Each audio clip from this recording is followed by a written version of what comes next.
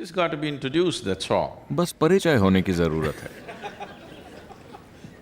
आप अपने आसपास की हर चीज पर बहुत ध्यान दे रहे हैं, इस पर पर्याप्त ध्यान नहीं दे रहे। लेकिन आपके जीवन की क्वालिटी मूल रूप से इस बात से तय होती है कि आप इसे कैसे रखते हैं, है ना? इस पल आपने कैसे कपड़े पहने, आपने बाहर कैसी कार खड़ी की है, आप किस तरह के घर में रहते हैं, यह आपके जीवन की क्वालिटी तय नहीं करते। इस पल आप अपने भीतर कितना आनंदित महसूस कर रहे हैं, यही आपके जीवन की क्वालिटी तय करता है कि नहीं? इसके बारे में कुछ भी नहीं किया गया है। आपको लगता है कि यह किसी नतीजे की तरह सामने आएगा और आप अपनी खुशी के लिए असंभव लक्ष्य रख रहे हैं। अगर मुझे खुश होना है तो मेरी पत्नी को ऐसा होना चाहिए, मेरे पति को ऐसा होना चाहिए, मेरे बच्चे को ऐसा होना चाहिए, दुनिया को वैसा होना चाहिए। आप अपनी खुशी और शांति के लिए इस तरह की नामुमकिन शर्तें रख रहे हैं। अब आपने समझौता करके शांति को ही अपना लक्ष्य बना लिया है। Why I'm saying compromise yourself to मैं ऐसा इसलिए कह रहा हूं क्योंकि बहुत से लोगों ने परम आनंद या उन्माद को पाने की इच्छा ही त्याग दी है। अगर मैं शांत रह सकूं तो काफी है। यहां तक कि तथाकथित आध्यात्मिक गुरु भी यही कह रहे हैं कि शांति ही आपके जीवन का परम लक्ष्य है। शांति आपके जीवन का सबसे बड़ा लक्ष्य नहीं है। अगर आज आप अपने लंच का आनंद उठाना चाहते हैं तो आपको शांतिपूर्ण होना चाहिए, आया ना? अगर आप शांत ही नहीं हैं तो आप अपने जीवन में कोई भी काम सार्थक रूप से नहीं कर a पाएंगे। worthwhile way. To be peaceful, मूल रूप से शांत होने का मतलब है कि आप अपने मन को बेचैन नहीं कर रहे। to be peaceful, शांत होने का अर्थ है कि आपका तंत्र पूरी तरह से सहज है। आप जानते हैं कि अपने मन को कैसे चलाना है, अपनी भावनाओं को, शरीर को और ऊर्जाओं को कैसे चलाना है। आप शांत हैं। ये कोई रॉकेट टेक्नोलॉजी नहीं है। ये सबसे बुनियादी बात है। आपके घर में कुत्ता है, आप उसे खाना दे दीजिए, वो शांति से बैठा रहता है। हो सकता है कि आनंदित नहीं, लेकिन शांति से। कई बार वो आनंदित भी होते हैं। yes? अगर आपका कुत्ता शांत, ओ उसे मेरी फैक्ट्री नहीं चलानी पड़ती, बात वो नहीं है। उसकी भी अपनी मुश्किलें हैं।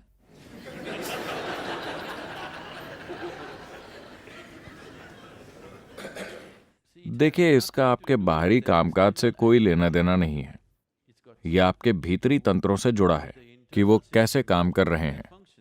मूल रूप से इसका मतलब है कि ना आपका शरीर, ना आपका मन, ना आपकी केमिस्ट्री, ना आपकी भावनाएं और ना आपकी ऊर्जा आपसे निर्देश ले रहे हैं। वो अपनी खुद की हरकतें कर रहे हैं। जब आपकी मशीन आपके काबू में नहीं रहती तो शांत रहना असंभव हो जाता है। मान लीजिए कि आप अपनी कार में बैठते हैं और वहां जाकर आप इस तरफ मुड़ना चाहते हैं। आप स्टीयरिंग को ऐसे घुमाते हैं, लेकिन कार ऐसे जाती है। क्या आप इस कार को शांत होकर चला सकते हैं? चला सकते हैं? नहीं। बेचैनी स्वाभाविक है ना? आपके वाहन के साथ भी यही हुआ है। ये काबू से बाहर है। पहली बात तो ये कि आपने कभी जानना ही नहीं चाहा कि इसका स्टीयरिंग व्हील कहाँ है। This is ये एक कार जितना सरल नहीं है। ये एक सुपर कंप्यूटर है। अब समस्या ये है कि ज्यादातर लोगों ने तो इसका कीबोर्ड खोजने तक की कोशिश नहीं की है। उन्हें लगता है कि अगर वो ऐसा करते हैं तो वो काम करने लगेगा। जब आपको ऐसी परिष्कृत मशीन दी गई है, अगर आप उसे सही तरह से नहीं चलाते तो ये आपके लिए कई परेशानियां पैदा करेगी।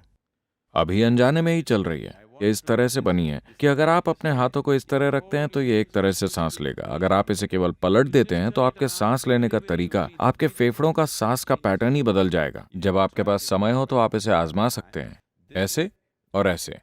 हर चीज जो आप करते हैं उसके कारण इस मशीन में बुनियादी बदलाव आ रहे हैं, क्योंकि ये उस स्तर की परिष्कृत मशीन है। ये एक टच स्क्रीन से कहीं अधिक है। अगर आप केवल चाहें तो वो हो जाएगा। जब आपके पास ऐसी संवेदनशील और परिष्कृत मशीन है और आप इसको एक लुहार की तरह चलाते हैं तो फिर शांत रहना कठिन सा हो जाता है। शांति आपके जीवन का सबसे बड़ा लक्ष्य नहीं है, ये सबसे बुनियादी जरूरत है। कभी भी ये ना सोचें कि शांति ही सबसे बड़ा लक्ष्य है। अगर आपने ऐसा किया तो आपको कब्र में ही शांति मिलेगी। आपको ये देखना चाहिए कि शांत होना आपके जीवन में पहली चीज है ना? अगर आप अपने जीवन में कुछ भी समझदारी से करना चाहते हैं, अगर आप अपने जीवन में किसी भी परिस्थिति को समझदारी से निभाना चाहते हैं, तो आपके लिए शांत और खुश रहना बुनियादी बात है। इतनी बुनियादी बात इन दिनों स्वर्ग तक उठ रही है।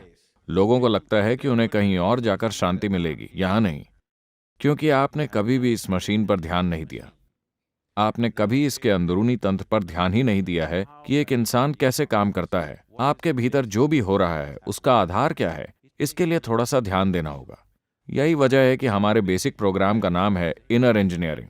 हमने सारी दुनिया को उस तरह इंजीनियर किया है जैसा हम चाहते हैं। बहुत सारी सुख सुविधाएं भी पाली हैं, पर खुशहाली नहीं मिली है ना? क्योंकि खुशहाली ऐसे नहीं मिलेगी। खुशहाली तभी आएगी जब आप इसे अपने अनुसार इंजीनियर कर लेंगे, तभी खुशहाली मिलेगी।